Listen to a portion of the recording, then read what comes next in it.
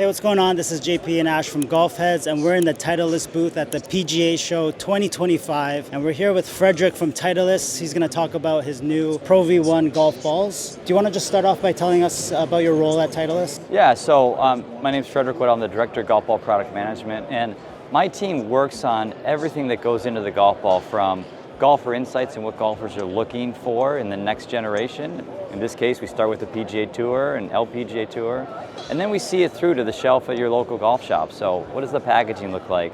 What do the sales teams need to know when they go sell it in golf shops? What's the marketing going to look like? We kind of have our hands in every part of the process that gets these to market.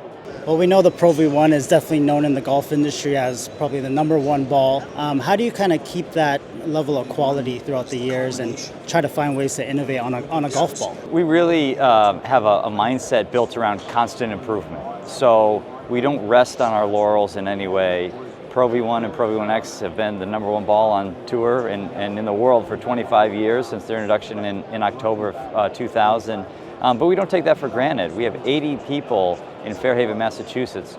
They work every day in research and development on improving Pro V1 or Pro V1x. That could mean materials, core materials, cover materials. That could mean dimple patterns. That could mean decoration and printing alignment aids on the ball. All they're focused on is golf ball improvement. When you adopt that mindset and live it, it's quite easy to innovate because you're always coming with new ideas to the table that then we can go execute. So with new ideas and that innovation, how do you find that balance where obviously you need a ball that will perform for athletes, but for the average consumer, especially when we look at the new model, the 2025, maybe you can walk us through what are some of the game improvements with the ball, and then the Pro V1 versus the X. For the average consumer, what are they looking at, and which one would kind of fit which type of golfer? Yeah, it's a great question that we get a lot, which is, which one's right for me? If it's right for a tour player, is it really right for my game? And the best way to think about it is to kind of break it into two parts. One, the magic of Pro V1 and why it changed the world the way it did 25 years ago was it became the best for all players. Long distance and low spin off the tee. And then as you get closer to the green, spin goes up. So if you're a higher handicap player, the quickest way for you to shoot lower scores is to get spin and control around the greens. These balls are built to do that. Tour players play them because that's the name of the game, they want that. But we could give a tour player a lower performing golf ball and they'd still probably perform pretty well because they're so skilled. Right. But if you're a higher handicap, all the technology in here is built to certainly deliver you long distance off the tee, but as you get around the green, kind of give you that automatic spin. The quickest way to lower your scores is to get the ball on the green quickly so you can putt. And these balls are built to do that. When it comes to finding the right model for your game, we encourage you to go get fit if you can. There's plenty of information on Titleist.com, your local golf shop. We spend a lot of time educating people in these shops. So there's plenty of places to learn and get dialed into the right one for your game. Yeah, I'm sure a lot of testing goes involved before it reaches the market. Can you talk a little bit more about that process and even working with tour players and maybe even the average consumer? Yeah, so the process for us starts and ends with golfers. We start by speaking to golfers, PGA Tour, LPGA Tour, but amateurs, Team Titleist golfers, about how we can improve these products for their game. And when we did that for the 25 models, the overwhelming feedback was we want a little more spin and control into and around the greens. I can remember being at certain tour events, the Travelers in Hartford comes to mind, where we're sitting with some players and they said, the conditions are getting really hard out here. It's getting firm. A little more spin and control would be beneficial. LPGA Tour is always looking for more spin. And when we went and tested those ideas with PGA professionals, with amateurs, they said the same thing. The other thing golfers always want, regardless of what year it is more distance. Right. And so for 2025, we have new core formulations in Pro V1 and Pro V1x that are going to give you a little more speed, mostly off the tee, that's where you'll see it, and then give you a little more spin kind of with your 5-iron through wedges. So you get a little more control. Spin is control. You get a little more control with those clubs into and around the greens. And so far, we launched these on tour in September. They're the #1 models on both the PGA Tour, the PGA Tour, and they will be when the LPGA Tour starts back up next week. And we've already had 2 wins on the PGA Tour. We had a win in Japan. We had a win on the Asian Tour. Congrats. Thank you. Yeah, so that sort of validation is really encouraging. And when we get off to launches like that, these golf balls do really well in the market. So we're really excited to get them in golfers' hands on January 25th. Amazing. Yeah, and to that, is there like a threshold on max spin and speed? Like it could be it's too a good much. question. You know, There's a ceiling, as we would put it, to say, hey, we want a little more spin, but not this high.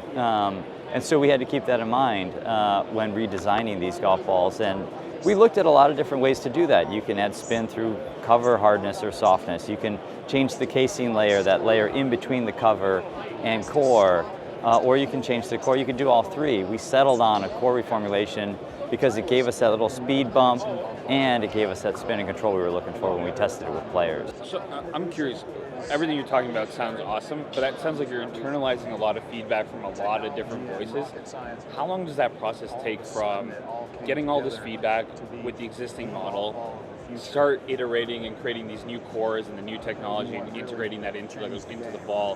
What does that process look like from conceptualization to, okay, we're here, we're ready to hit the market? It's a great question. Luckily, it's not just me that does it. We have a whole team in Fairhaven at our headquarters that does this, and it starts with connecting with golfers. You know, if we went back 2 years, we'd be standing here launching the 2023 golf balls.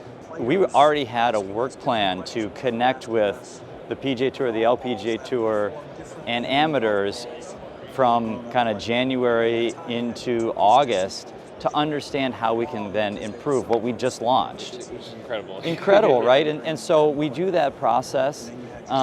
We hit the road. We spend a lot of time, again, at tour events. Those are fun. That's really neat. We spend a lot of time at Team Titleist events or PGA section events in the U.S.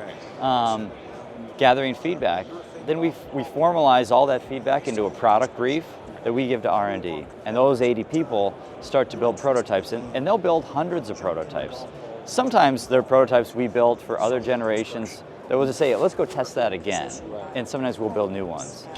And in the fall of 2023, we were doing a lot of that testing then. As I said, August, we formalized that brief. R&D gets to work. But we narrow it down quickly from hundreds to probably 3 to 4. And by the time we get to the fall part of the PGA Tour schedule, we're testing with players on course. I was at the RSM Classic in 2023, that November, on the golf course with players, with a couple of our R&D associates testing product. And we do that then through the spring, and really right around the Masters is when we say, okay, this is it. Now we've got to go from making 1 or 2 or a dozen in our lab to making 1 million a day in our plants. And that process takes time to where we ultimately get to then that tour launch in September and retail launch here in January. So it never stops, really. And it's only part of the process. The feedback's one part of it. That's really where my team and our job lies primarily. R&D, they have a whole separate team that's just working on things that golfers aren't necessarily asking for. New materials, different dimple patterns, always can we get more consistent. And so we marry those things. Sometimes it's just what golfers are asking for. Sometimes it's, hey, we've been working on this. We think golfers would benefit from this. Let's go test it. When those things come together, you get really incredible products. Yeah, wicked. I'm just going to piggyback on one thing there. So the R&D team, we actually own an indoor golf sim facility back in Toronto. The RCT balls. Game changer. Game changer. And honestly, overall feedback has been really positive. Anything that the market should be expecting in that indoor ball space? Obviously, simulators becoming more prolific. Is that something that Titleist sees as potentially a core part of the business? Yeah, so RCT, as you mentioned, absolute game changer. Getting accurate spin data indoors, crucial to club fitting, ball fitting, gameplay, whatever you'd want to do indoors. If you're using a radar-based device, RCT absolutely improved your experience and the output of whatever product you're using. Verified on TrackMan, Garmin, FlightScope, and we're looking at other indoor devices as well, either for RCT to work with or camera-based devices that, GC Quad as an example. We're looking at that and how can we enable that so you can have the best experience possible. We don't have anything immediately on the horizon or coming in May or anything like that, but it's stuff we're working on constantly. Yeah. Anything else you want to highlight on specifically around the Pro V1? I would just say, 25, available in white and yellow, January 25th. We also have an enhanced alignment golf ball that has three lines, 105 degrees on the golf ball. That's also available on the 25th. And then we have our performance alignment. That's a alignment aid printed on the fourth pole. That's directly designed by the tour, highly precise. Launches in black in January, and then it'll be available in red, blue, and pink starting in June. Oh, all right, awesome. Thanks, guys. Really Great talking to you. Thank you. Yeah.